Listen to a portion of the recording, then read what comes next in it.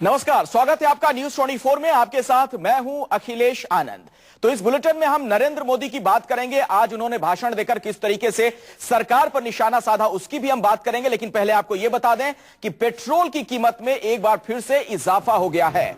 इस वक्त की बड़ी खबर यह आ रही है, पेट्रोल की कीमतें ₹1.55 तक बढ़ गई हैं और यह बढ़ी हुई दर आज रात 12 बजे से लागू हो जाएगी। तो महंगाई में एक बार फिर से आग लगाने का काम पेट्रोल की इन बढ़ी। तो अमेरिकी डॉलर के मुकाबले रुपए की कीमत जो गिरी है, उसका सीधा असर अब दिख रहा है। पेट्रोलियम पदार्थ की कीमतें किस तरह से बढ़ रही हैं, आपके सामने उसकी बानगी। हमारे साथ मनीष कुमार इसी खबर पर ज्यादा जानकारी के साथ मौजूद थे। मनीष, बहुत बहुत धन्यवाद आपका। आगे बढ़ते हैं और सियासी गलियारे का रुख करेंगे। नरेंद्र मोदी ने एक बार फिर से प्रधानमंत्री मनमोहन सिंह पर हमला बोला है। पुणे में एक सभा को संबोधित करते हुए मोदी ने कहा कि अर्थशास्त्री देश का पीएम है और डॉलर के मुकाबले रुपए की कीमत लगातार गिरती जा रही है। मोदी ने सवाल किया है कि देश को अर्थशास्त्री प्रधानमंत्री से क्या फायदा है। फूड सिक्योरिटी बिल के जरिए मोदी ने कांग्रेस पर निशाना साधा। मोदी ने कहा कि कानून से थाली नहीं भरती, आम जनता के बीच अन्न बांटने की बजाय सरकार शराब बनाने वाली कंपनियों को अन्न बांट रही है। $1 ₹60 और वो भी जब देश के प्रधानमंत्री अर्थशास्त्र के विद्वान है। ये कौन सा अर्थशास्त्र? भाइयों बहनों, ये कांग्रेस एक ऐसी धारा है कि अच्छे से अच्छा अर्थशास्त्री भी अनर्थशास्त्री बन जाता है। भाइयों बहनों,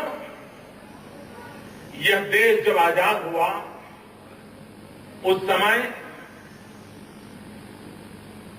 ₹1 की कीमत $1 के बराबर होती थी।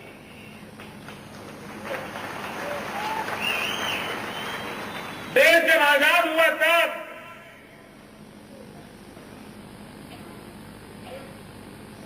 डॉलर और रुपये की कीमत दुनिया के अंदर समान थी। मित्रों,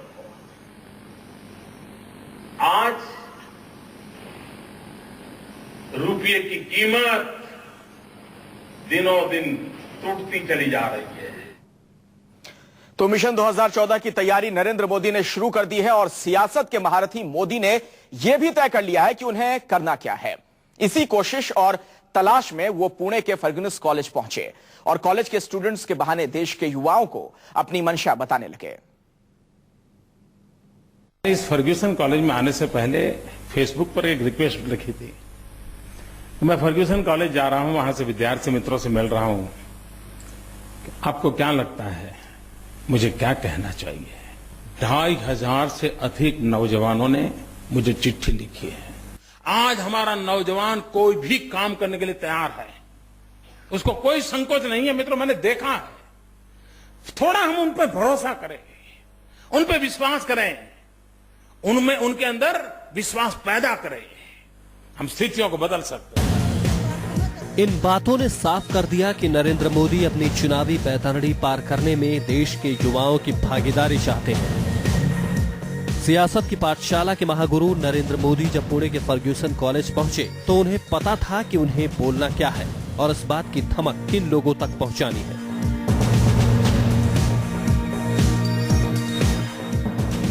नरेंद्र मोदी को पता है युवाओं की ताकत। मोदी जानते हैं कि नौजवान ही देश का सबसे बड़ा वोटर है और यही वोटर काफी हद तक अगले लोकसभा की तस्वीर तय करेगा। इसीलिए सोशल साइट्स पर सियासत की गोटी बिछाने से मोदी पीछे नहीं रहे, क्योंकि उन्हें पता है कि आज का नौजवान सोशल साइट्स के सहारे ही देश और समाज को लेकर अपना नजरिया पेश करता है। और अगर ये युवा मोदी के साथ हो गए तो इनके बूते दिल्ली का सफर आसानी से तय किया जा सकता है। जिस देश के अंदर 65% से अधिक जनसंख्या 35 से कम आयु की हो, वो युवा देश दुनिया को क्या कुछ नहीं दे सकता है। यानी मोदी इशारों में फरमाते हैं कि युवाओं को वही दिशा दे सकते हैं जिसके बल पर देश की सूरत बदली जा सकती है। युवाओं के बीच मौजूद मोदी इस बात को जानते थे कि क्या बोलने से युवा उनकी बात पसंद करेंगे, इसलिए मोदी प्रोफेसर की भूमिका में आ गए। हमने हमारे किसानों को उसके भाग्य पर छोड़ दिया, उसके पिता बात से बात निकालना मोदी की खूबी है और उनकी हर बात में इसकी झलक देखने को मिली। अगर हमें नेशन बिल्डिंग करना है तो ह्यूमन बिल्डिंग की जरूरत है। अगर हमारे मानव संसाधनों का विकास करना है तो उसके लिए इंफ्रास्ट्रक्चर की जरूरत है, व्यवस्थाओं की जरूरत है। विश्व भर में फैले हुए हमारे भारतीय भाई बहन दुनिया के अनेक यूनिवर्सिटी में नाम कमाते हैं। मोदी ने बताया कि देश के लिए शिक्षा की कितनी जरूरत है और शिक्षा भी ऐसी जो गुणात्मक परिवर्तन का आधार बने और इससे तैयार युवा देश के भाग्य को बदल देगा और इससे देश में बदलाव का रास्ता तय होगा। मित्रों, हम रोते बैठेंगे क्या कि क्या हम इस देश में इन चीजों को बदलाव ला सकते हैं? नहीं ला सकते। मित्रों, लाया जा सकता है। अगर हम इन चीजों पे कोशिश करें तो हम स्थितियों को बदल सकते हैं। इतिहास का सहारा लेकर नरेंद्र मोदी युवाओं में अतीत का गौरव जगाते रहे, क्योंकि ये गौरव ही तो है जिसने बड़े से बड़े सियासतदान की तकदीर पलट दी है। दुनिया में मानवजात के इतिहास में सबसे पहला कॉन्वोकेशन तैत्तिरीय उपनिषद में दिखाया जाता है, जो कि हजारों साल पुरानी रचनाएं हैं। इतिहास से वर्तमान में आए तो युवाओं को शिक्षा प्रणाली की खामियां गिना दी, लेकिन खामियों के बीच कहा कि उन्हें निराशा नहीं है। आज शिक्षा मनी मेकिंग मशीन बन गया है और मैं निराश नहीं हूं। ये स्थितियां भी बदली जा सकती है, स्थितियों को ठीक किया जा सकता है। बात हालात से आगे बढ़ी तो कह दिया कि दूसरों को तो सत्ता की भूख है, जबकि वो देश को मजबूत बनाना चाहते हैं। और लोग पावर में इंटरेस्टेड हैं, हम एम्पावर की प्रायोरिटी रखते हैं।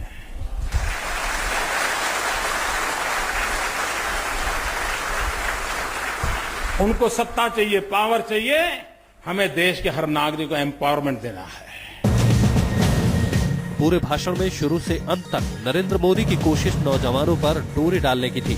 नरेंद्र मोदी को पता है कि अगर नौजवानों को साथ लिया तो 2014 में दिल्ली दूर नहीं होगी। और जैसे मैंने प्रॉमिस किया था उन नौजवानों को जो मेरे से थोड़े दूर बैठे हैं, दोस्तों मैं आ रहा हूं। Bureau report, news 24। तो गुजरात के सीएम नरेंद्र मोदी आज पुणे पहुंचे। युवाओं को पार्टी से जोड़ने की अपनी मुहिम के तहत मोदी ने पुणे के फर्ग्यूसन कॉलेज के छात्र छात्राओं को संबोधित किया। मोदी ने अपने भाषण में कहा कि इस देश का भविष्य उज्जवल है। मोदी ने केंद्र सरकार पर निशाना साधते हुए यह भी कहा कि देश में निराशा का माहौल है। मित्रों, आज जो देश में निराशा का माहौल है, चारों तरफ कोई भी मिले तो सुनते हैं, छोड़ो यार, पता नहीं पिछले जन्म में क्या पाप किया, यहीं पैदा हुए, छोड़ो यार, कुछ होना नहीं यार, अरे मरो यार, तुमको औरों की परवाह करते हो, तुम अपना कर लो यार, देख लो, यही भाषा सुनाई देती है। मित्रों, मैं इस भाषा को एंडोर्स नहीं करता हूं, मैं इस निराशा के स्वर को एंडोर्स नहीं करता हूं। और इसलिए मित्रों, देश में इस निराशा के माहौल से ऊपर उठना बहुत आवश्यक है। और ऐसा नहीं है कि सब कुछ डूब चुका है, आज भी बहुत कुछ अच्छा होने की संभावना है। और एक मैं समान शत्रु भाव देखता हूं, उसमें एक तंतु देखता हूं। अगर मैं समान, तो समान तंतु ये नजर आता है कि ये सब के सब देश की हर बात से, हर घटना से बहुत ही कंसर्न है। हम जो मानते हैं कि नहीं, हमारे नौजवानों को परवाह नहीं, वो तो बस जींस का पैंट पहनना और लंबे बाल रखना यही उनका काम, ऐसा नहीं है। वे सोचते हैं, वे कुछ करना चाहते हैं, वे कुछ कहना चाहते हैं।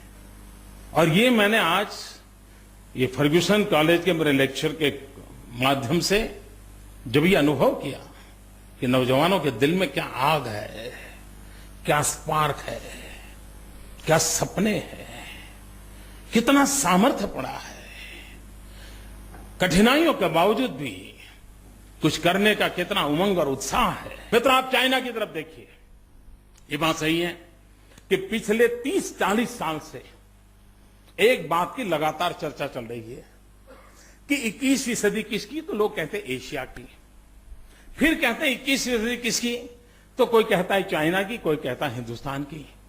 और इसमें ज्यादा मतभेद नहीं है। अब पश्चिम के हाथ में कुछ रहने वाला नहीं है, ये सर्वसम्मति बन चुकी है। पूरब की तरफ झोंक है, ये सर्वसम्मति बन चुकी है। बात अटकी हुई है चाइना इंडिया, चाइना इंडिया।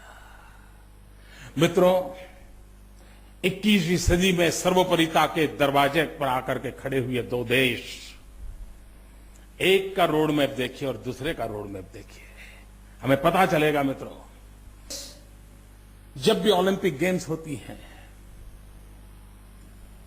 उस समय टीवी में, अखबारों में, नेताओं में, सामाजिक जीवन में सब जगह पे चर्चा होती है, इतना बड़ा देश गोल्ड मेडल नहीं मिला, इतना बड़ा देश मेडल नहीं मिला, फलाना देश ये कर गया, डिकना देश ये कहेगा।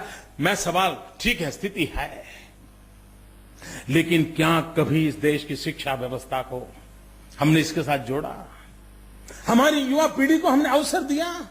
और क्या मित्रों 120 करोड़ के देश में नहीं मिल सकता? अरे सिर्फ सेना के जवानों को एक काम दिया जाए कि जो न्यूली रिक्रूटेड सेना के जवान हैं उसमें से मैपिंग किया जाए, स्पोर्ट्स में रुचि वाले हैं उनको एक अलग जगह पे रखा जाए और उनको ही ट्रेनिंग देने का काम शुरू कर दी जाए। मैं बताता हूं मित्रों, 5, 7, 10 तो मेडल ये हमारे सेना के जवान लेकर के आ सकते हैं।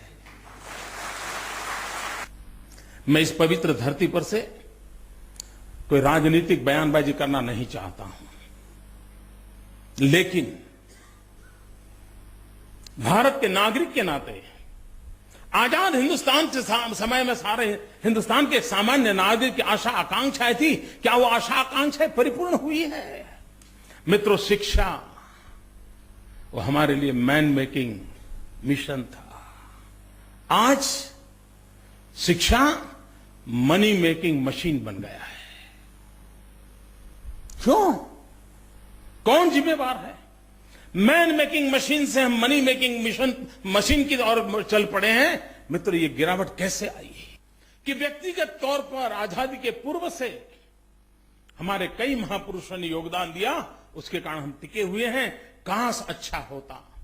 समयानुकूल परिवर्तन के साथ मैं मित्रों काल बाह्य चीजों को छोड़ने का पक्षकार हूं, मैं आधुनिकता का पक्षकार हूं, लेकिन मॉडर्नाइजेशन विदाउट वेस्टर्नाइजेशन। आधुनिकता चाहिए, पश्चिमीकरण नहीं।